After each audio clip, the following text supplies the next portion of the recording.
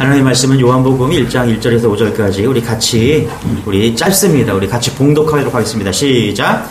태초에 말씀이 계시니라. 이 말씀이 하나님과 함께 계셨으니 이 말씀은 곧 하나님이시라. 그가 태초에 하나님과 함께 계셨고 만물이 그로 말미암아 지은 바 되었으니 지은 것이 하나도 그가 없이는 된 것이 없느니라. 그 안에 생명이 있었으니 이 생명은 사람들의 빛이라. 빛이 어둠에 비치되 어둠이 깨닫지 못하더라. 아멘. 광고 하나 안 한 게 있어서 추가로 광고를 하면은 제가 계속해서 우리 중고등부랑 청년부들을 위해서 기도하고 있습니다. 그런데 하나님이 그런 마음을 주시면은 움직여야 되겠죠. 그렇죠? 그래서 올해 1월 달에는 아이들을 데리고서 우리 중고등부 그다음에 청년들 그러면은 같이 좀 부흥회를 좀 하고 싶다. 좀 이런 마음이 있어요. 그래서 그러면은 좀 부흥이 일어나고 아이들이 좀 더 어려운 시기에 예수님을 잘 믿음이 좀 설 것 같다. 이런 마음을 계속 주십니다. 그래서 계속 기도 중에 있습니다. 여러분 아이들을 위해서 좀 기도를 부탁드리겠습니다. 할렐루야. 아이들이 너무너무 귀하고 그런데 하나님께서 타이밍이거든요. 아이들을 세울 때 타이밍이 있는데 제가 종이 또 목사가 민감하지 않아서 타이밍을 놓칠까 참 두려워요. 그래서 하나님 제게 그 좋은 타이밍을 주시고 아이들도 그 타이밍에 서로 맞춰서 영적으로 이렇게 성장할 수 있는 그런 시즌이 되기를 원합니다. 그런 방학이 되기를 원합니다. 제가 계속 기도하고 있습니다. 정말 이게 너무너무 중요한 것이기 때문에 우리 아이들이 중학교 고등학생들이 어린 작년 예배들이 같이 드리면서 은혜 받는 게 참 힘들어요. 그래서 아이들은 그 수련회 때 겨울방학 수련회 여름 수련회 때 확 은혜 받고 그걸로 버티거든요. 그래서 여러분들 아이들 위해서 좀 기도를 부탁드리겠습니다. 마태복음, 마가복음, 누가복음 우리가 공간복음이라고 하죠. 그죠? 주제는 하나님의 나라입니다. 하나님의 나라. 그리고 요한복음은 선언으로 시작합니다. 선언이에요. 뭐예요? 나는 생명이다. 나는 빛이다. 나는 양의 문이다. 나는 진리요 길이다. 여기서 나가 누굽니까? 예수님이죠. 예수님이 누군지를 정확하게 보여줍니다. 우리가 오늘 본 1절에서 5절까지 읽었는데요. 13절까지 볼 필요가 있는데 5절까지만 읽었어요. 자, 1절에서 5절까지는 예수님이 누구신가 그 말씀입니다. 그리고 6절에서 8절까지 요한이 예수님을 증거하러 왔다 그 얘기합니다. 6절에서 8절까지. 그래서 우리도 증거해야 된다 그 메시지를 담고 있고요. 9절에서 13절까지는 뭐냐면 예수님을 영접하는 자가 있고 거절하는 자가 있다. 영접해야 되겠죠 우리가. 그죠? 그 얘기하고 있습니다. 그래서 하나님의 나라가 확장되고 있다. 이게 요한복음의 서론이면서 중요한 참 메시지라는 것입니다. 여러분 기독교 신앙에서 가장 중요한 것은요 예수님은 누구신가입니다. 올 한 해 우리 슬로건이 뭐냐면 나의 소망 예수 그리스도.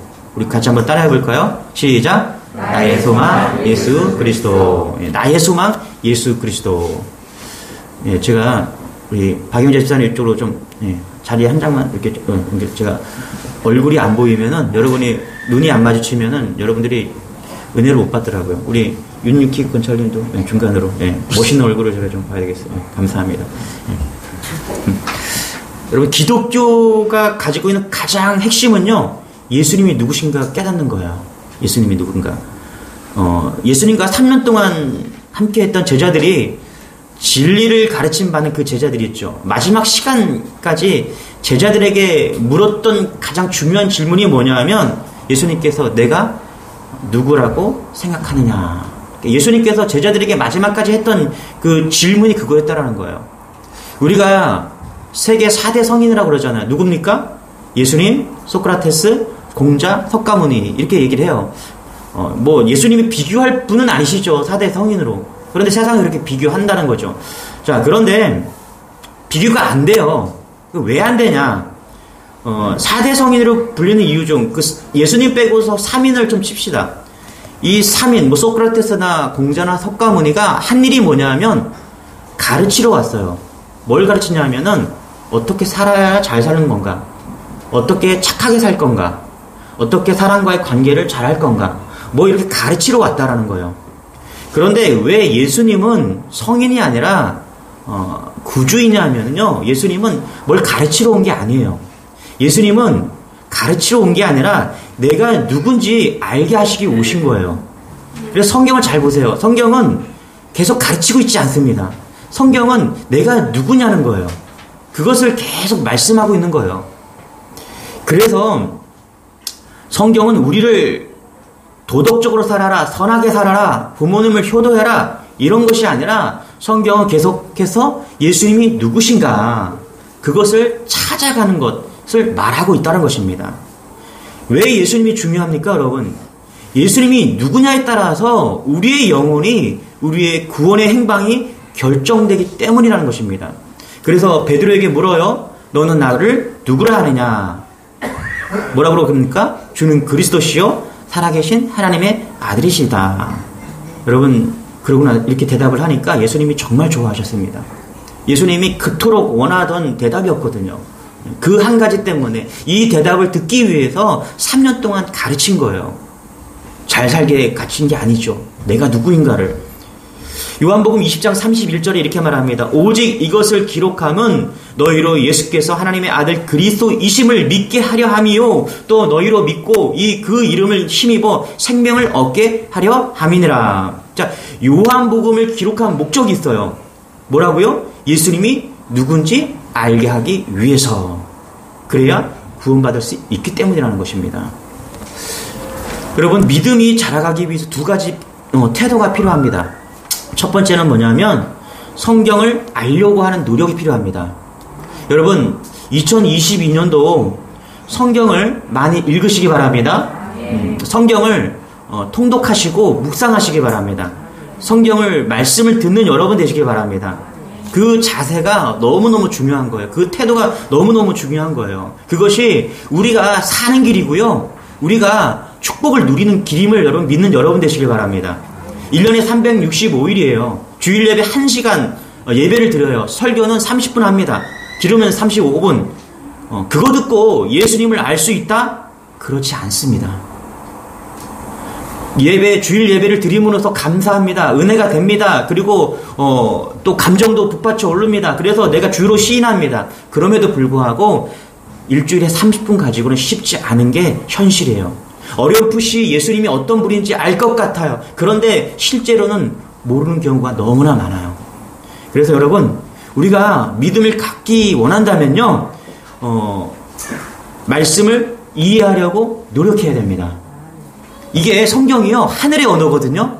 이게 우리의 언어가 아니에요. 하늘의 언어예요. 하나님이 쓰신 말씀이에요. 그래서 이 말씀이 심오한 뜻과 의미를 담고 있어요.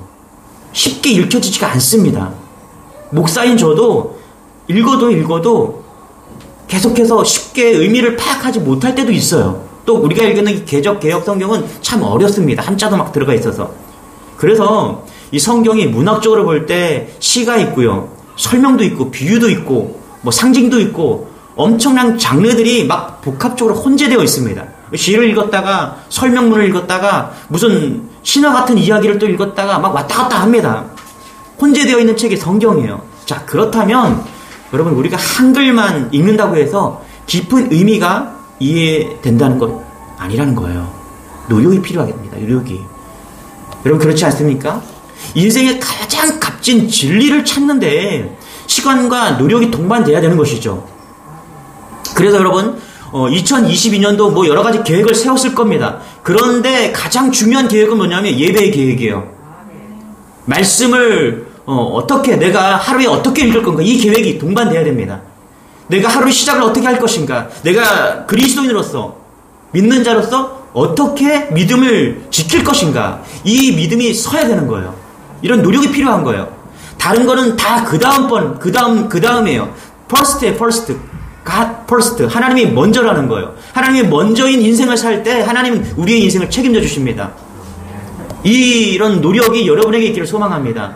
그래서 이번 한 주 동안은요, 기도도 하면서 여러분이 계획을 세우는 거예요. 아, 내가 올해 통독 한번 하겠다. 필사하겠다.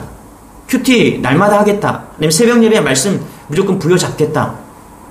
그렇게 정하는 거예요. 시간과 뜻을 정하는 여러분 되시길 바랍니다. 노력이 필요하다. 두 번째는요, 성경의 말씀은 그냥 믿어지는 은혜가 있어야 됩니다. 자, 우리 한번 1절 같이 한번 읽어볼게요. 시작. 태초에 말씀이 계시니라. 이 말씀이 하나님과 함께 계셨으니 이 말씀은 곧 하나님이시라. 자, 우리는 이 말씀을 듣게 되면 생각나는 말씀이 있죠. 이 말씀이 어디서 왔냐면 창세기 1장 1절에 왔습니다. 태초에 하나님이 천지를 창조하시니라. 여러분, 창세기 1장 1절과 요한복음 1장 1절은요, 선언입니다. 선언. 성경은 우리에게 하나님의 말씀을 선포하는 책입니다.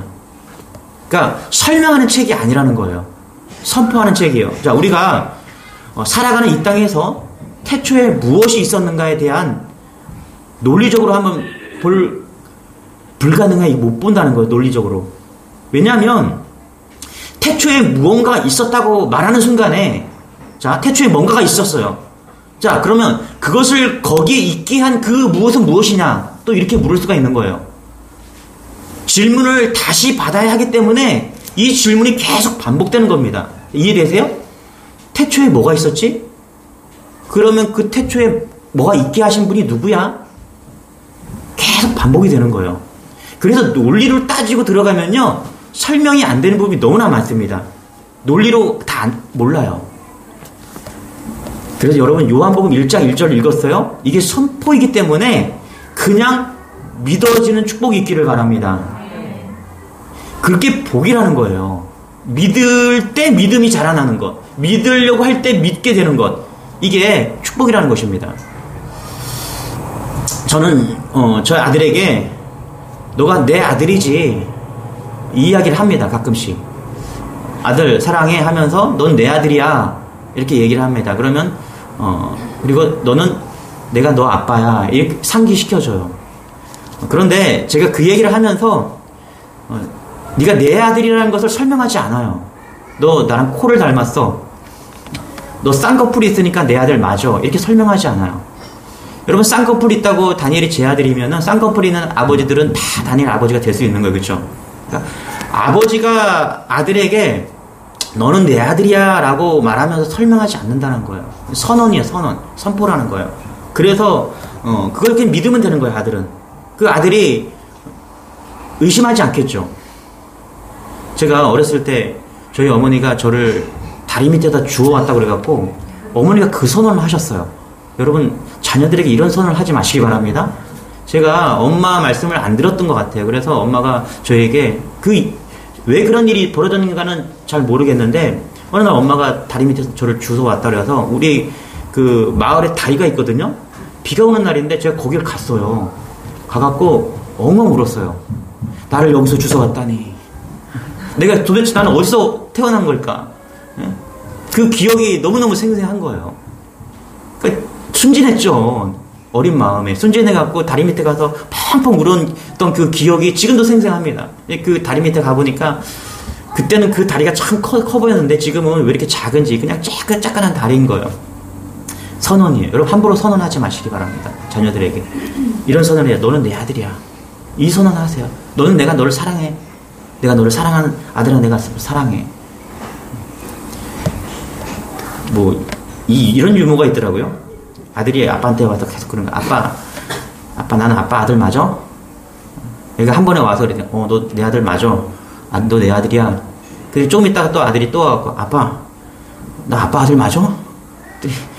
너 내 아들 맞아? 그랬더니 세 번째 또 아빠 또 와서 그러는 거 장난치면서 아빠 너 내 아들 맞아? 아빠 나 아빠 아들 맞아? 그랬더니 그래 맞아, 이 개 XX야. 그랬다는 유머가, 예. 우리가 선언을 하면요, 그대로 믿는 축복이 있기를 소망합니다. 하나님이 선언하시거든요. 말씀이 대부분이 선언이에요. 그래서 그 선언을 듣는 순간 우리의 심령이 딱 꽂히는 거예요. 이게 믿음이에요. 제가 인생에서 정말 감사한 것은 뭐냐면 말씀을 듣는 그대로 믿게 되었다는 게 너무너무 감사한 거예요. 의심하지 않고 이 말씀이 믿어지는 것이 얼마나 신기한지 모르는 거예요. 여러분, 빌립보서 2장 13절에 보면 이렇게 말합니다. 자기의 기쁘신 뜻을 위하여 너희에게 소원을 두고 행하게 하시나니, 이게 소원이 뭐냐면 내 소원이 아니라 하나님의 소원이에요. 그래서 우리가 예수를 믿잖아요. 성령님이 내 안에 오시잖아요. 그러면 하나님이 성령님으로 말미암아서 같은 소원으로 행하게 하십니다. 그래서 이런 말을 해요. 뭐냐면 어떤 분이 그래요. 선교를 막 열심히 다니시는 분이에요. 그래서 왜 이렇게 설교를 선교를 이렇게 열심히 다니십니까? 그러면은 그분이 하는 말이 뭐냐면 그냥 그래요. 그냥 이유 없이 그냥 선교를 다닌대요. 그게 좋대요. 기쁘대요. 그냥 왜 선교를 많이 갑니까? 그러니까 그냥 그래. 그냥 여러분 히브리서 11장이 믿음의 장이라고 그래요. 아브라함이 갈대아 우르를 떠납니다. 75세까지 잘 살고 있었어요. 잘 살고 있던 그에게 하나님께서 뭐라 그러냐면 어느 날 부르셔갖고 떠나라고 말씀하세요. 그랬더니 아브라함이 어떻게 갔습니까? 그냥 갔어요. 그냥. 왜 가야 됩니까? 어디로 가야 됩니까? 이유를 묻지 않은 거예요. 그냥 간 거예요. 여러분 이게 믿음이라는 거예요. 믿음이요. 노아도 똑같아요. 여러분 하나님이 산 꼭대기에다 큰 배를 만들래요. 그냥 만들었어요. 노아는요 지금까지 비가 그렇게 온 것을 경험하지 못했어요. 그런데 어느 날 하나님께서 산 꼭대기에 왜 만들어야 됩니까? 어떻게 만들어야 됩니까? 묻지 않았어요. 하나님이 다 알려주셨고요. 그냥 순종한 거예요. 그냥 만들었다라는 거예요. 이게 믿음이라는 거예요. 모세가 애굽에서 200만을 이끌고 애굽을 나왔습니다. 그냥 나오래요. 여러분 이걸 계획해서 나온다고 생각해 보세요. 200만 명이 애굽에서 탈출하려면요, 나오려면요, 계획만 세우는데 10년이 걸립니다. 어떻게 나갈 건가? 어떻게 줄을 3줄로 서서 나갈 건가? 어느 지역을 먼저 나갈 건가? 무엇을 준비하고 어떻게? 식량은 얼마나 준비할 건가? 그런데 모세는요, 그것을 계산하지 않고 나가라니까, 하나님께서 나가라니까 어떻게 해요? 그냥 나갔다라는 거예요. 이게 믿음이라는 것입니다. 저는 여러분들이 말씀을 깨닫고 말씀을 노력하고 하나님 앞에 우리가 최선을 다해서 하나님 앞에 나아가는 그런 노력이 필요합니다. 그런데 또 한 가지는 뭐냐면 그냥의 은혜가 있기를 소망합니다. 이 두 가지가 같이 가야 되는 거예요. 노력했는데 믿어지지 않는 사람이 있어요. 그냥 믿어지는데 믿기는 해요. 그런데 잘하지 않는 사람이 있어요. 같이 가야 돼요. 같이. 어느 구청에서 매년 1억씩을 기부하는 사람이 있는데 10년째 1억씩을 기부했대요. 인터뷰를 하는데 얼굴은 나오지 않고 인터뷰만 하더라고요. 하는데 그러는 거예요. 어떻게 10년 동안 이렇게 1억씩 매년 1억씩 이렇게 기부를 하게 되었냐고 물으니까 그 사람이 그렇게 얘기하는 거 어렵지 않았습니다. 그냥 했어요. 그냥 제 안에서 기부하고 싶은 마음이 들어서 그냥 했어요.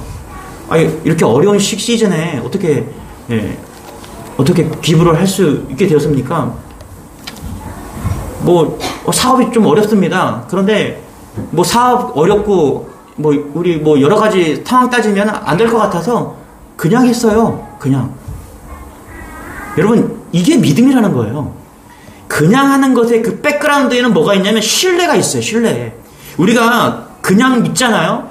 거기 뒤에는요 하나님에 대한 믿음의 힘이 있다는 거예요. 신뢰가 있다는 거예요. 저는 우리 주님의 교회에 이런 놀라운 은혜가 있기를 소망합니다. 예수님이 누구신가? 예수님이 제자들에게 3년 내내 가르쳐 주셨어요. 그런데 알았어요? 몰랐어요? 몰랐어요. 3년을 동고동락하고 따라다니고 배웠는데도 불구하고 예수님께서 자신이 누구인가를 계속해서 말씀했는데 몰랐어요. 우리야 성경이 기록된 것을 읽으니까 알게 되죠. 그런데 눈으로 글자를 읽는다고 믿어집니까? 쉽지 않은 거예요. 그런데 놀랍게 믿어지는 사람도 있다라는 거예요. 이게 그냥의 믿음인 거죠. 이게 그냥의 은혜예요.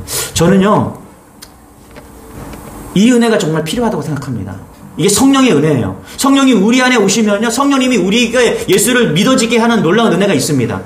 성령이 우리 안에 오면 우리가 생각하지도 못한 그 놀라운 은혜들로 말미암아서 예수를 구주로 고백하는 그 은혜가 있다라는 거예요. 믿음에 예수님에 대한 확신이 없는 여러분에게 오늘 그냥의 은혜가 있기를 소망합니다. 1절을 이렇게 다시 한번 읽어볼게요. 시작. 태초에 말씀이 계시니라. 이 말씀이 하나님과 함께 계셨으니 이 말씀은 곧 하나님이시라. 제가 이 말씀을 좀 설명을 좀 해보겠습니다. 1절에서 태초에 말씀이 계셨다 이렇게 합니다. 말씀은 하나님과 함께 계셨대요. 그러니까 말씀이 하나님이셨다 이렇게 봐도 무방합니다. 태초에 아무것도 없을 수 있죠. 그런데 있었대요. 말씀이 있었다. 얼마나 감사한지 모릅니다. 말씀이 있었다. 하나님의 말씀이다. 하나님의 말씀이다. 예수님의 말씀이다. 지금 이 얘기하고 있거든요, 여러분. 연애를 하다 보니까, 연애를 하잖아, 그죠? 여러분 다 연애를 하셨을 거예요. 처음에 남녀가 만남을 가져요. 서로를 알아가야 될 거 아니에요. 그럼 뭐 해요? 대화를 합니다. 서로 대화를 하면서 알아가요. 그래서 하이데거가 이런 말을 했죠. 말이라는 것은 뭐냐 하면 존재의 집이다. 이런 말을 했습니다. 이 사람이 어떤 사람인가? 이 사람이 어떤 말을 하느냐에 따라서 그 사람의 인격과 정서와 가치관과 성품을 알게 되는 거죠. 그래서 대화를 해보지 않고 뭐 돈이 많아서 결혼을 했다? 얼굴이 잘생겨서 그냥 대화해보지 않고 결혼했다? 그런 사람은 없죠. 그러면 다시 말해서 대화를 하는 이유가 뭐냐면, 말을 하는 이유는 뭐냐면 그 사람이 누군지를 알기 위해서 하는 거예요. 그러니까 말이라는 것은요, 다시 말해서 그 사람이라는 거예요. 제가 말을 합니다. 이 말이, 제가 하는 말이 저예요. 제가 전에 부교육자로 있을 때 목회 연구실에 좀 있었는데, 목회 연구실에 있으면 좋은 게 뭐냐 하면 하루 종일 책을 읽어요. 제일 좋은 거예요. 그러면 그 책을 읽다 보면은 어떤 게 생기냐면, 김 목사님, 유명한 김 목사님이 있어요. 유명한 이 목사님이 있어요. 자, 그러면 김 목사님이 책을 읽잖아요. 그러면 그 책이 말하는 그 말이 들려와요. 이해되세요? 이 목사님의 책을 읽으면 그 이 목사님의 말투가 되어서 나에게 온다는 거예요. 똑같은 글인데 한 권, 두 권, 세 권을 읽으면, 아, 이 책은, 이 글은 어느 목사님의 글이다라는 걸 알게 되는 거예요. 다시 말하면 제가 설교를 들어요. 목소리를 막 변조해서 모르게 들어요. 그런데 그 설교를 듣잖아요. 10분만 들으면은 유명한 목사님을 칩시다. 그러면 아, 이 설교는 누구 목사, 이태희 목사님의 설교야. 하 목사님의 설교야. 알게 되는 거예요. 왜요? 그분이 쓰는 단어가 있기 때문에요. 그분이 쓰는 말이 있기 때문에 그렇다라는 거예요. 그래서 그 말이 그분을 대신한다라는 거예요. 말씀이 예수님이다. 말씀이 하나님이다라는 게 이런 거라는 거예요. 하나님께서 성경을 주셨는데 하나님의 말씀이라는 게 말로 존재하신다라는 거예요. 성경이 예수님의 말을 기록한 거거든요. 그래서 성경은 예수님이라는 거예요. 자, 말씀이 예수님입니다. 자, 14절 같이 한번 읽어볼게요. 시작. 말씀이 육신이 되어 우리 가운데 거하심에 우리가 그의 영광을 보니 아버지의 독생자의 영광이요 은혜와 진리가 충만하다. 말씀이 육신이 되었대요. 우리 가운데 거하셨대요. 자, 14절에서 그 말씀이 육신이 되어 우리에게 오신 분이 누구다? 예수님이다라는 거예요. 예수님이. 그러니까 말씀이 예수님과 동일시되고 있다는 것입니다. 말씀과 예수님이 같다라는 거예요. 그래서 여러분 1절을요 말씀 대신 예수님을 넣고 한번 읽어봅시다. 같이요. 시작. 태초에 예수님이 계시니라. 이 예수님이 하나님과 함께 계셨으니 이 예수님은 곧 하나님이시라. 무슨 얘기하고 있는 것인지 알죠? 요한이 하고 싶은 얘기는요 말씀이 곧 예수님이라는 거예요. 이 말을 하고 싶은 거예요. 우리 같이 2절 같이 한번 읽어볼게요. 시작. 그가 태초에 하나님과 함께 계셨고. 여기서 그가 누구입니까? 예수님이라는 거예요. 예수님. 그가 누구냐? 예수다. 기독교는요 오직 예수 그리스도라는 고백 위에 세워집니다. 교회란 베드로가 고백했던 것처럼 예수님이 그리스도이자 살아계신 하나님의 아들이심, 그 믿는 믿음 위에 세워진 공동체가 교회예요. 자, 그런데 공동 번역이 있어요. 여러분 성경에는 여러 가지 번역이 있죠. 우리가 보고 있는 건 개역 개정이고요. 현대인의 성경도 있고 뭐 여러 가지 번역이 있습니다. 그래서 공동 번역이라는 게 있어요. 공동 번역은 뭐냐면 기독교와 캐톨릭이 천주교 같이 공동으로 번역을 한 거예요. 그런데 이 절을 어떻게 번역했냐면 혹시 있나요? 예, 같이 한번 읽어요. 시작. 말씀은 한처음 천지가 창조되기 전부터 하느님과 함께 계셨다. 공동 번역에서 천주교는 첫 번째로 하나님을 하느님으로 바꿨어요. 그리고 여기 보면은 말씀을 나와요. 그런데 예수가 없어요. 잘 보세요. 2절에 개역 개정을 읽으면 그가 태초에 하나님과 함께 계셨고 이렇게 말을 해요. 이걸 잘 번역하면 예수님이 태초에 하나님과 함께 하셨다 이렇게 봐야 돼요. 그걸 추론할 수가 있어요. 그런데 공동 번역에서는 말씀은 처음 천지가 창조되기 전부터 이렇게 말해요. 여러분 잘 보세요. 천주교는요, 교황이 그리스도의 대리자라고 봅니다. 예수 그리스도를 대신해서 인간의 죄를 용서해 줄 수 있는 분이 교황이라고 보는 거예요. 교리에 대한 요항의 발표를 하잖아요. 그러면 오류가 없다라고 이야기를 합니다. 교황이 교회의 최고 통치자예요. 교황이. 교회는 누구입니까? 교회는 예수 그리스도예요. 자, 예수님이 최고 통치자인 교회와 천주교의 최고 통치자인 교황과 달라요? 틀려요? 다른 거예요.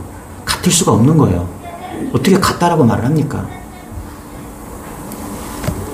베드로의 고백 이후에 우리는 세워졌어요. 그런데 천주교는 그 베드로의 후계자가 된다라고 이야기를 합니다. 그래서 첫째 교황이 누구냐? 베드로를 제1대 교황으로 보는 거예요. 그래서 여러분 천주교는요, 교황이 최고예요. 여러분 예수가 없으면 다 가짜입니다. 그래서 뭐 요즘에 뭐 교황이 한국을 방문한다. 여러분 천주교는요 정치와 함께 갑니다. 교회는요, 기독교는요 정치와 교회를 분리시켜요. 타락했기 때문에 분리시켜요. 그런데 천주교는 교회와 정치를 함께 합니다. 그래서 교회는요, 천주교는 평화로 왔다라 이야기를 해요. 교황이 평화로 평화 계속 얘기하는 거예요. 오늘 말씀해 보니까 예수님은 생명의 빛으로 오셨다 이렇게 얘기합니다. 우리 3절 4절 같이 한번 읽어볼게요. 3절 4절 시작. 만물이 그와 인하여 지원되었으니 지은 것이 하나도 그가 없이는 된 것이 없느니라. 아멘. 예수님이 뭐라고요? 생명과 빛으로 오셨다 이렇게 얘기합니다. 여러분 그 사도 바울이 예수님을 핍박하러 막 갈 때 다메섹 도상에서 빛이 임했죠. 빛이 임해서 눈을 볼 수 없게 되었습니다. 자, 그때 뭐라고 이야기하냐면 예수님께서 음성이 들렸으면 사울아 사울아 내가 어찌하여 나를 핍박하느냐. 그때 빛을 향해서 사울은 외쳤습니다. 뭐라고 외쳤어요? 당신이 누구입니까? 빛으로 오셨어요. 그 빛 때문에 사울은 예수가 누군지 알게 되었다라고 고백하는 거예요. 다메섹 도상의 사건이요. 자, 빛이 오면요 알게 되어 있어요. 드러나게 되어 있는데 여기서 생명과 빛이라고 말하는 게 뭐냐면은 빛은 뭐냐면 예수가 누군지 알게 된다라는 거예요. 여러분 예수가 누군지 알게 되기를 축원합니다. 네. 다른 거 다 몰라도 돼요. 얼마나 우리가 많이 배웠느냐, 대학원까지 나왔냐, 뭐 이런 학력이 중요한 게 아니라 예수님을 아는 것이 가장 빛 가운데 있는 것입니다. 그래서 사도 바울이 많은 것을 배웠어요. 그는 우리로 치면 서울대학교를 나온 사람이에요. 그런데 그에도 불구하고 사도 바울은 예수를 몰랐어요. 이게 무지예요. 그래서 하나님께서 빛을 비춰주신 거예요.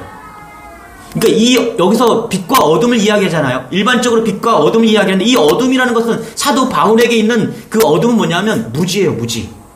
많이 배웠지만 무지한 거예요. 예수님을 알지 못했기 때문에 무지에서 오는 어둠이에요. 그 어둠이 사도 바울에게 있기 때문에 예수님이 빛을 비춰주신 거예요. 여러분 오늘 여러분의 심령의 빛을 비춰주기를 원합니다. 이 빛은요 예수님을 아는 빛이 되어야 돼요. 이 무지가 깨어져야 되는 거예요. 내가 똑똑한 게 아니에요. 내가 노력할수록 예수님을 알 수 있어요. 그런데 그냥이에요. 그냥 하나님이 빛을 비춰주심으로 인해서 그냥 예수를 알게 되는, 깨달아지고 믿게 되는 은혜가 여러분에게 있어야 된다는 거예요. 이게 생명의 빛이에요. 빛으로 오셨다.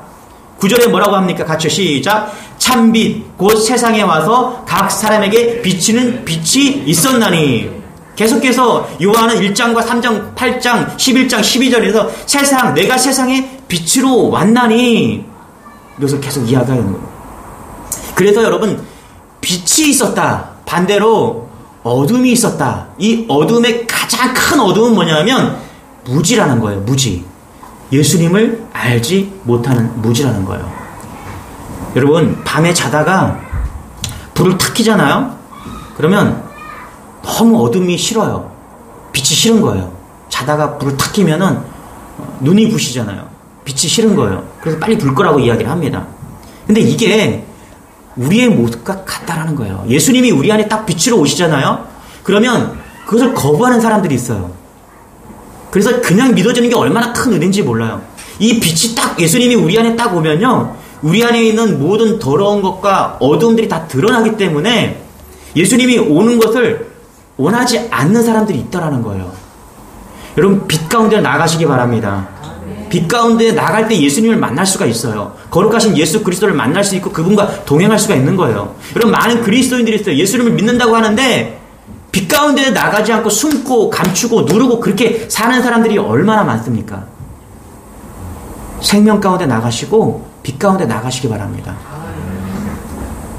그래서 예수님이 누구냐 이것을 이야기하고 있고 1절에서 5절은, 그리고 11절 12절 같이 한번 읽어볼게요. 시작. 자기 땅에 오매 자기 백성이 영접하지 아니하였으나 영접하는 자 곧 그 이름을 믿는 자들에게는 하나님의 자녀가 되는 권세를 주셨으니. 그렇죠? 그 예수를 딱 요한은 소개합니다. 그리고 11절 12절에서는 뭐냐 하면 영접을 하래요. 두 가지 반응이 있어요. 영접을 하거나 영접을 하지 않거나. 저는 우리 주님의 교회 성도들이, 오늘 여기에 있는 모든 성도들이 예수님을 영접하는 은혜가 있기를 소망합니다. 그럼 왜 영접하지 못하는가? 거기에 대해서 우리가 알아야 되겠죠. 5절을 같이 한번 읽고 시작. 빛이 어둠에 빛이 돼 어둠이 깨닫지 못하더라. 10절 시작. 그가 세상에 계셨으며 세상은 그로 말미암아 지은 바 되었으되 세상이 그를 알지 못하였고. 자, 영접하지 않는 이유를 두 가지 이야기를 하는데 첫 번째는 깨닫지 못했다라는 거예요. 5절에서. 두 번째는 뭐냐 하면 그를 알지 못하였다라는 거예요. 무슨 이야기인지 아시죠, 여러분?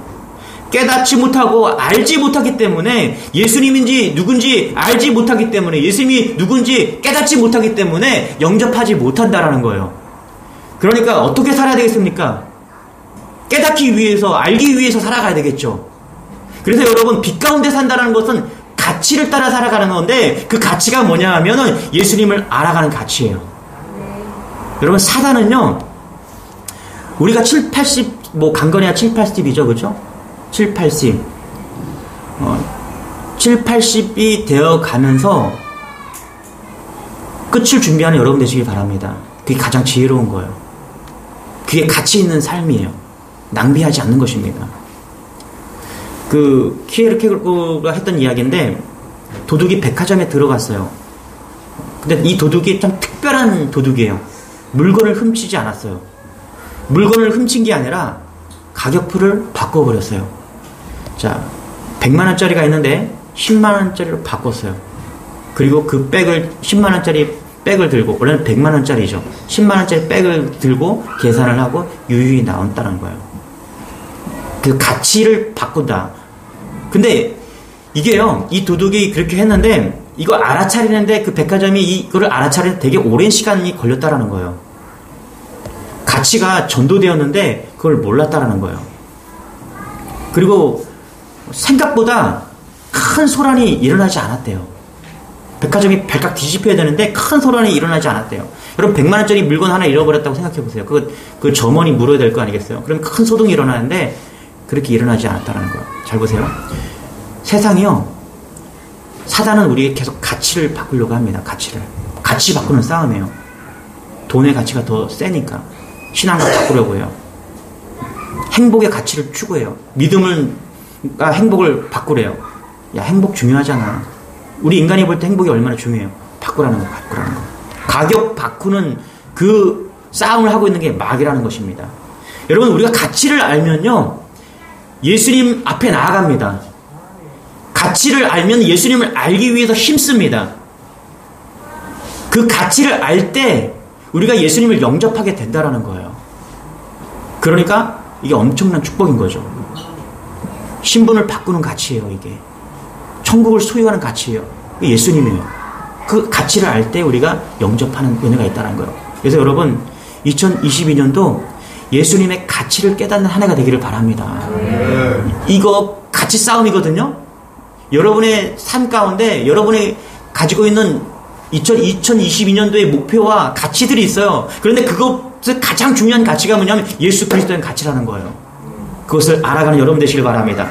6절, 7절, 8절입니다. 같이 시작. 하나님 교회로부터 보내심을 받은 사람이 있으니 그의 이름은 요한이라. 그가 증언하러 왔으니 곧 빛에 대하여 증언하고 모든 사람이 자기로 말미암아 믿게 하려 함이라. 그는 이 빛이 아니요 이 빛에 대하여 증언하러 온 자라. 누구 얘기하고 6절부터 8절까지는 세례 요한에 대해서 말하는데, 세례 요한이 왜 왔냐? 예수님을 증거하러 왔대요. 예수님의 가치를 증거하러 왔다라는 거예요. 그럴 때 누가복음 7장 27절에 뭐라고 그러냐면 이렇게 얘기합니다. 기록된 바 보라 내가 새 사자를 내 앞에 보내노니 그가 내 앞에서 내 길을 준비하리라. 요한 얘기하는 거죠. 그런데 28절에 뭐라고 그러냐면 이렇게 얘기합니다. 여자가 낳은 자 중에 요한보다 큰 자가 없도다. 무슨 얘기하는 거죠? 하나님이 칭찬하는데 무슨 칭찬하는 거예요? 여자 중에서 낳은 자 중에서 가장 크다라고 이야기해요. 대단한 칭찬이죠. 여러분 이것에 가치를 두는 여러분 되시길 바랍니다. 세 가지요. 되게 간단해요. 예수님이 누구신가? 두 번째로 영접해야 된다. 예수님이 누군가를 알게 되면 영접할 수밖에 없어요. 영접하고 그 다음에 뭐라고요? 세례 요한처럼 증거해야 된다. 말씀에 좀 결론을 맺겠습니다. 자, 대전에 어느 장로님이 관한 이야기인데요. 이분이 현직 교사 선생님입니다. 학교에서 어떤 학생이 면담 요청을 했어요. 그래서 무슨 문제인가 고민을 하면서 면담을 하는데 이 친구가 전도를 하더라는 거예요. 그러니까 이 선생님이 야 내가 교회 장로야. 그러니까 이 친구가 그러는 거예요. 장로인 줄 알고 전도합니다. 그렇게 대답을 하더라는 거예요. 제가 존경하는 선생님이 기독교 장로라는 것이 너무 안타까워 전도합니다. 알고 보니까 이 학생이 신천지에 빠져 있는 거예요. 너무나 기가 막혀서 이 선생님이 종이 한 장을 주면서 이렇게 얘기했대요. 좋다. 그러면 너가 왜 신천지를 믿어야 하는지 그 이유를 써봐. 그랬더니 이 아이가 쉬지 않고 쓰더라는 거예요. 그리고 선생님께 얘기하는 거예요. 선생님 종이 좀 한 장 더 달라고. 선생님 종이 좀 한 장 더 주세요. 중학교 2학년짜리예요. 선생님 종이 한 장만 더 주세요. 무려 4장을 쓰더라는 거예요. 그것을 읽어보니까 이 선생님이, 장로인 선생님이 그것을 읽어보니까 신천지 교리에 대해서, 기존 기독교의 문제에 대해서 신천지가 얼마나 좋은지, 그리고 자기의 비전과 사명을 빽빽하게 적어놨다라는 거예요. 그 아이가 중학교 2학년이라는 거예요. 너무 충격을 받아서 이 장로님이 교회에서 중등부 교사인데 당신이 다니는 교회에 가서 중등부 아이들에게 똑같이 했다라는 거예요. 종이 한 장을 나눠주고서 여기에다가 왜 기독교를 믿어야 하는지, 내가 믿고 있는 예수님이 어떤 분인지 써봐라 이렇게 했더니 한 장을 채우는 아이가 하나도 없었다라는 거예요. 어떤 아이는 한 줄, 어떤 아이는 2줄, 그거 쓰고 쓰지 못했다라는 거예요. 여러분에게 묻고 싶습니다. 여러분은 몇 장 쓸 수 있습니까? 예수님에 대해서 써보십시오. 여러분은 몇 장을 쓸 수 있냐는 거예요. 여러분 예수님을 정확하게 알아야 됩니다. 목사를 아는 게 아니에요. 교회 와서 목사한테 뭘 잘하 이게 아니에요. 목사는 아무것도 아니에요. 사라져야 될 존재예요. 여러분이 알아야 될 대상이 그게 누구냐면 예수예요. 예수. 오직 예수. 광신자가 되라는 게 아닙니다. 오직이 문제가 아니에요. 누구에게 오직이라고 하느냐가 문제인 거예요. 오직 남편 얼마나 좋아요.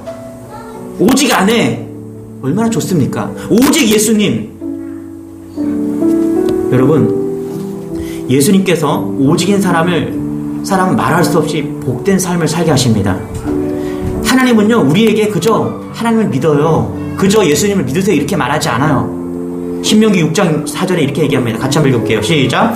이스라엘아 들으라. 우리 하나님 여호와는 오직 유일한 여호와시니 너는 마음을 다하고 뜻을 다하고 힘을 다하여 내 하나님 여호와를 사랑하라. 오직이라는 맛이 붙었어요. 오직 하나님을, 그렇죠? 이 말씀은요 그저 믿으세요 이게 아니에요. 오직 하나님을 제대로 믿으라는 거예요. 여러분 소망이 없어 보이죠? 이 땅이 코로나로 인해서 어려워 보이죠? 정치를 보니까 참 어려워 보이죠? 소망 없어 보이죠? 아니에요. 오직 예수님을 바라보는 사람 거기에 소망이 있습니다.